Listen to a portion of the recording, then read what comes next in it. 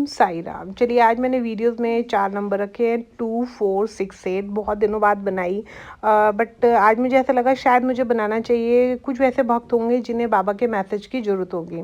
तो चलिए स्टार्ट करते हैं। बाबा का जिन्होंने नंबर 2 चूज़ किया है उनके लिए मैसेज है साईं की याद में।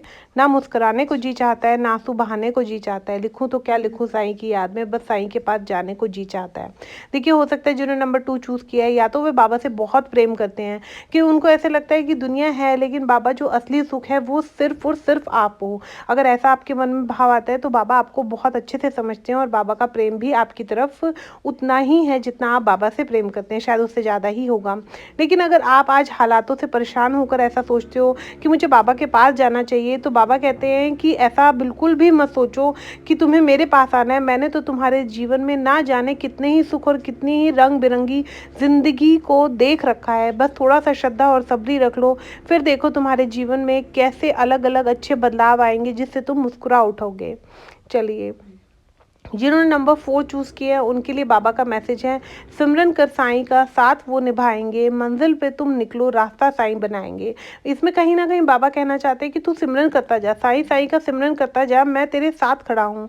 जिस मंजिल को तू पाना चाहता है उसके लिए तुझे अगर रास्ता आज नहीं दिख रहा तो रास्ता मैं बनाऊंगा और तुझे दिखाऊंगा भी। बस खुश रहो तुम, खुशी का राज साईं बताएगा। बाबा कह रहे हैं कि आप ना सकारात्मक सोचो, पॉजिटिव थॉट रखो। ये सोचो कि मैं जिस छतरी के नीचे हूँ वो साईं की छतरी है, तो मेरा बाबा मुझे मंजिल तक लेके जाएगा ही। अगर कोई आंधी तूफान आएगा तो मैं गिला नहीं हो सकता, क्योंकि मुझे तो मेरे साईं ने छतरी दे रखी है। तो आप बाबा का इस तरीके से विश्वास से नाम लेते जाइए। लास्ट में ना साईं साईं पुकारो तुम, रिश्ता साईं निभाएगा। तो साफ अक्षरों में बाबा ने कहा है कि तुम मेरी संतान हो, मैं तुमसे अपना रिश्ता निभाऊंगा। तुम सिर्फ साईं साईं करते जाओ और अपने जीवन को हर तरह निश्चिंत होकर मुझ पर छोड़ दो, फिर देखो कैसे जीवन तुम्हारा पार लगाता हूँ। चलिए जिन्होंने नंबर 6 चूज़ किया उनके लिए बाबा का मैसेज है, सुख भी बहुत है, परेशानियां भी बहुत है, ज़िंदगी में लाभ है तो हानियां भी बहुत है। क्या हुआ जो भगवान ने थोड़े कम दे दिए, उसकी हम पर मेहरबानियां भी बहुत है। देखिए बाबा कहते हैं कि जिन्होंने नंबर 6 चूज़ किया है कि देखो तुम्हारे जीवन में मैंने सुख भी अवश्य दिया है।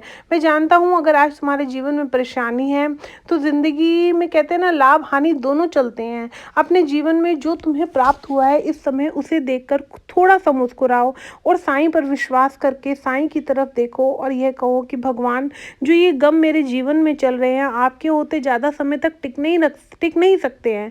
इसीलिए बाबा मुझे आप पर पूर्ण विश्वास है कि ये गम के दिन भी निकल जाएंगे, वापस मेरे जीवन में खुशियाँ आएगी। लेकिन बस आपको बाबा पे विश्वास रखना है और अपने बाबा को कर्ता मानकर, स्वयं कुछ ना मानकर अपना जीवन बाबा पे छोड़ देना है। चलिए जिन्होंने नंबर 8 चूज़ किया है उनके लिए बाबा का बहुत प्यारा मैसेज है, चिंता मत करो, हमेशा खुश रहो, मैं हूँ ना तुम्हारा ख्याल रखने के लिए। देखिए साफ साफ अक्षरों में बाबा ने बोला है कि चिंता मत करो, मतलब चिंता को त्याग दो। देखो कहीं ना कहीं अगर नेगेटिव थॉट्स आ रहे हैं तो बाबा कह रहे हैं उसको त्याग दो। ये सोचो कि मैं साईं के आंगन का पौधा हूँ, मुझे मेरे जीवन में कितना पानी चाहिए, कितनी खाद चाहिए, उसकी व्यवस्था मेरे साईं बाबा करेंगे।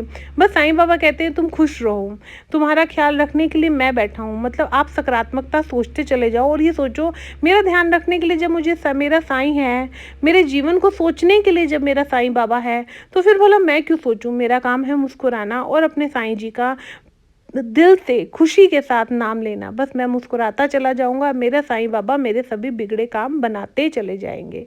चलिए ओम साई राम।